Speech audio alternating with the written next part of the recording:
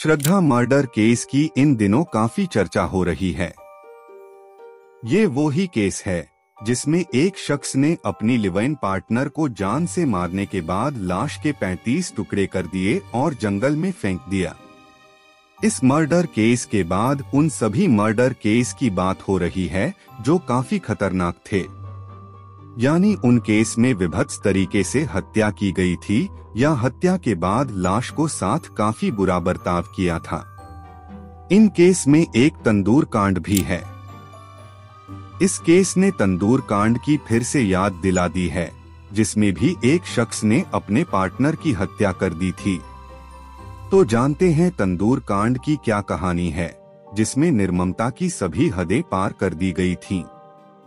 2 जुलाई 1995 की वह भयानक रात जब एक होटल से आग की लपटें निकल रही थीं। इस होटल में इतनी देर रात खाना नहीं बन रहा था, बल्कि एक महिला का शव तंदूर में जल रहा था। भारत के इतिहास का यह एक ऐसा केस था जिसने न केवल राजधानी दिल्ली को बल्कि पूरे देश को हिलाकर रख दिया था। अखबारों और रेडियो पर इस केस के खूब चर्चे हुए।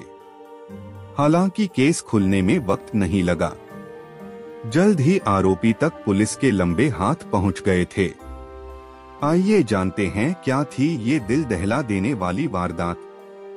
2 जुलाई 1995 को गोल मार्केट के सरकारी फ्लैट नंबर 8-2 में रात के 8:30 बजे यूथ कांग्रेस के पूर्व नेता सुशील ने अपनी पत्नी नैना को किसी से फोन पर बात करते हुए देखा था। सुशील को देखते ही नैना ने फोन काट दिया था। जब सुशील ने वह नंबर डायल किया तो दूसरी तरफ उसका सहपाठी करीम मकबूल था। बस सुशील गुस्से से आग बबूला हो गया और बिना सच्चाई का पता लगाए उसने रिवाल्वर से नैना पर ताबड़तोड़ गोलियां चला दी। गोलियों के हमले से नैना ने दम तोड़ दिया। इसके बाद नैना की लाश ठिकाने लगाने के लिए सुशील को जब कुछ नहीं सूझा तो अपने ही बगिया रेस्तरां में तंदूर के भीतर लाश को जलाने का प्लान बनाया गया। रात के करीब 1 बजे होंगे। सड़कें सुनसान हो गई थीं।